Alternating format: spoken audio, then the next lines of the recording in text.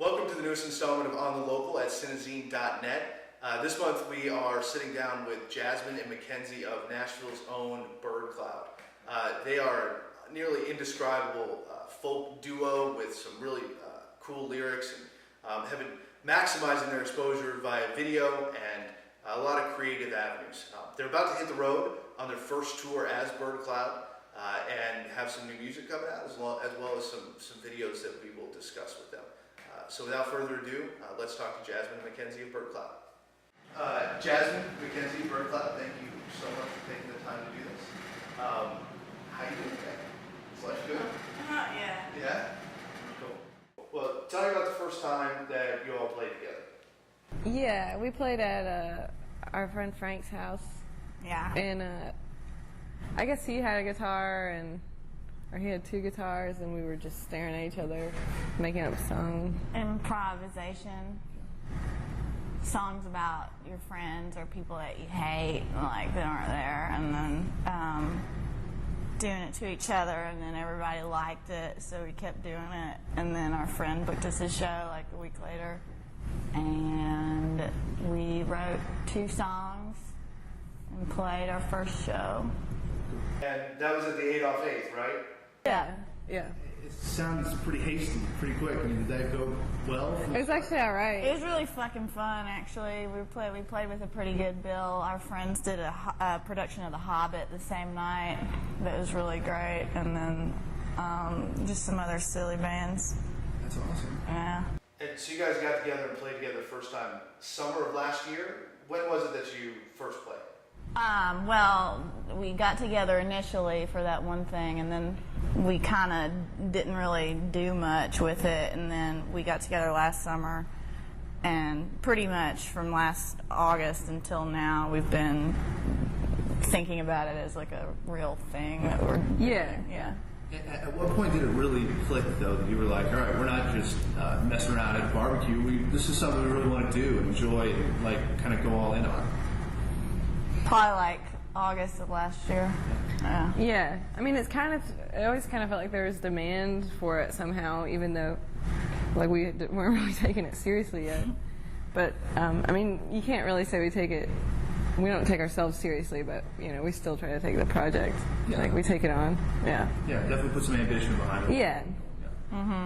So a big way that you've connected with your audience over the last 10 or 12 months has been through video. Was that intentional from the beginning, or is that something that just happened naturally? We knew that, like, music videos are really important, and we did that. The whole band plan started with the music videos for every song. Like, we had the songs recorded, and then, well, we did all those videos all in one night, and then we just released one a week, because video is important. Yeah, it is, and it's awesome. It's cool that we get to see you guys, you know, in your element and hear the tunes and all that. Yeah. It's a fun way to connect.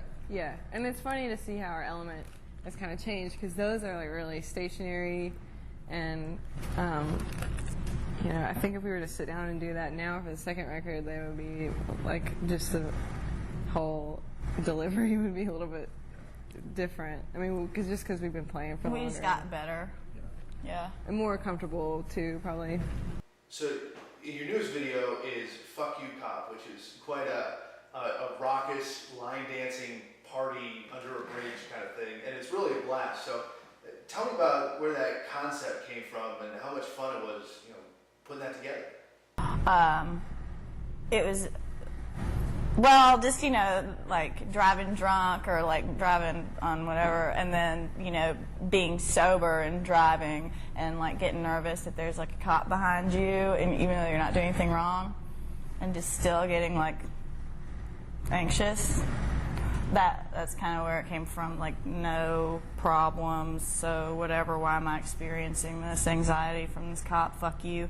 And then it was like, we worked on this song for, I don't know, a couple months, and we couldn't ever finish it, and then we just like wrote it in like 10 minutes one night. We called my stepdad, who's a cop, and he basically like verbatim the whole third verse, like that's him just being like, Yeah. what? Stand on one leg, whichever one you want to. You're like, count to W. Yeah, he we're actually like, said. So you're like, okay, Terry, right? And so then, yeah, we did the song. We got our friend Jordan Lenning to produce it with a bunch of other really badass world-class musicians, and then we were actually busking downtown like back in the fall, and this guy Ryan Hamblin approached us about doing videos, and we were like, yeah, You're like, whatever, yeah, because he was on a skateboard, and then he kept on getting in contact with us, and we found out that he had just like directed the last Willie Nelson Merle Haggard video for Willie's guitar, and we were like, well, okay then. So we had some meetings with him, and basically we just wanted to have like a super literal like 90s pop country music video, and he did a really good job. Cool. So that leads me. I mean, you guys are obviously country music fans. You grew up in Nashville. You live in the country music capital of the world. So I'm curious, what has country music meant to your development as Birdcloud over the last 10 or 12 months?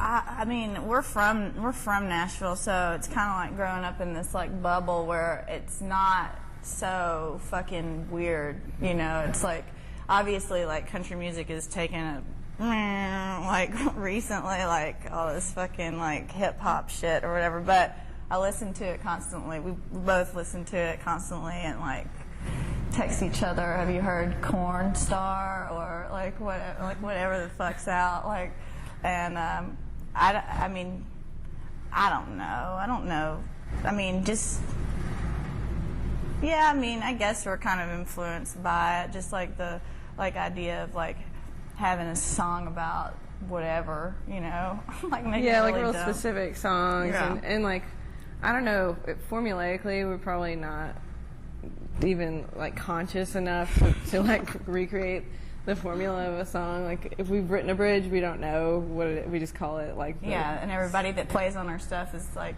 really good, and they're like, they tell us what the parts of the songs are. But I think one thing that we definitely take from that is like the little like vocal licks and stuff that they do. Like Yeah. you do a lot of Ronnie Dunn stuff, and yeah, you do a lot of kick spurt stuff. I'm like, we actually really like we love Randy Travis, and well, and that was what was so great about doing the "Fuck You Cop" video is like we recorded at Randy Travis's studio. Because Jordan Lenning, who's like a young producer, his dad is Kyle Lenning, who produces Randy's Randy. producer. And so we got to sing in Randy's golden his microphone. Yeah. And Randy just had like the running with the cops, so it was like Yeah, we wrote a song about his DUI. Yeah, it's all in the same vein. That's pretty cool. Mm-hmm. That's awesome. So for the average Joe, like me, for instance, getting up at the Bluebird Cafe, like you guys did, and singing the song Warship in a music round like that, to crickets would be kind of nerve-wracking for me, maybe a little uncomfortable. But you guys seem pretty comfortable in that space, so that makes me wonder, have there been any ideas, any lyrics, any antics that you guys have come up with that were just a little bit outside the bounds for you, or one of you was a little uncomfortable with? Yeah, when she goes down on me in the harmonica thing for saving myself for Jesus, we were gonna have this like blood sack that we practiced with a fucking the thing, like a plastic bag that like I just kept having to make, and we put fake blood in. And well, we practiced with water. I kept like trying and it to just looked like, I think it's less that it was uncomfortable, it's more it was like technically really hard to do. Yeah. She just couldn't bite it fast enough, and so we couldn't do it. So we practiced that for like 2 hours. Yeah. And we just decided to just, do it really normal and just do that regular. Was that something that happened on stage with Bluebird? No. We were sitting down. We were actually popped down and around. It was like a Bluebird in the round thing. Yeah. And I think we played Indianer. Yeah, we played Indianer, and some people liked it. Some people's wives didn't like it, and they had to pretend like they didn't like it, like that kind of thing. Would you go back and do that again? Yeah. I don't know if they'd have us. Yeah. It'd be cool to do an open mic. But I kind of like open it when mic. people don't like us, also. So what's been the highlight in Birdcloud for you so far? The highlight, I don't know, probably just, it just keeps getting better all the time. Just like we get better playing, our ideas are getting a little bit easier to turn into stuff, and it's just kind of a process. I wouldn't say that there's like one specific thing that really stands out, because I think that, well, like next week we're going to go on tour, and I know that that's going to be, you know, the highlight or whatever. So, but like, I can't really think of anything specific. Where are you headed on tour? We're going to Harrisonburg, Virginia, D.C. We're playing the Knitting Factory in New York, which is ridiculous, and Union Pool in Brooklyn, and I don't really know where else we're going to play. So I'm curious to find out what musicians or artists drive you musically, influence you on a day-to-day basis that you might not hear in your music, or that people might even be surprised that you listen to. Natalie Imbruglia. No, like, I don't know. I really like anything like Space Jam soundtrack or something, stuff like that. We like to listen to a lot of Nicki Minaj, just whatever's on like the radio. Enigma especially. I mean, I think country music. Most of the country things music, I don't know. most of the things that influence us are you can hear. Yeah, I mean, I think like Brooks and Dunn is a lot of it. So you guys are part of a pretty tight-knit music community here. You've collaborated with a lot of different artists, but you do it over and over and over again as well. So you're obviously working really well together. Tell me about that community, and tell me how it supports Birdcloud and influences what you do. I just think, I don't know. I mean, everybody, if you're a nice person, then you're supportive of what other people do, but not everybody's really nice. And, you know, the spotlight's not a pie where you just cut it up into pieces or whatever. People don't know that, you know. We're obviously not doing anything that anybody else is really doing, so. But, yeah, we like to share musicians with people. People like to play different kinds of music, and you know, for the most part, everybody that we play with, it's been really good. They really like playing with us because I think it's kind of like refreshing for them to kind of like hang out with two people that don't take themselves too seriously like a lot of people tend to do. Yeah, I mean, I'm working with Jordan, and even just other artists, like video artists that we've been able to work with, you know, like Ryan Hamlin and like the Dunsing brothers. It's really, I don't know, I think the collaboration part is really fun, and people like seem to kind of like doing stuff for us because it's like kind of its own deal. Yeah. But yeah, I mean, I think that Nashville's the best place for us to be. What is next for you guys? I mean, we've seen kind of a whirlwind over less than a year, and you know, it's obviously been kind of a thoughtful plan too. That's kind of been fueled by demand, like you said. So, what is next? I think you kind of had a chance to get on the scene. You know, you've got a prominent feature in the scene, which is really cool. So, you know, what are you looking forward to down the road? Just getting out of town, I think. Yeah, we just want to hit the road and show other people that aren't from Nashville what it's like. Just see how it goes. It's going to be kind of an experiment. The reception, you know, I think it's going to be different. I think we're going to get an earful some places, yeah. I mean, we got audiobook of 50 Shades of Grey, and we're just going to cruise. We're just going to get out of town. Yeah. Well, also we just finished recording our second EP. Oh, very cool. Yeah. So what's the ETA on that? We're getting them on Monday or Tuesday, I think. Oh, cool. So and you then take them out with you. yeah, then I don't know how, we haven't really decided how to release them here. We just kind of got them for the road, and then A soft do release. videos. We're gonna do videos for all those. We already have one, and we're gonna do other ones. Yeah.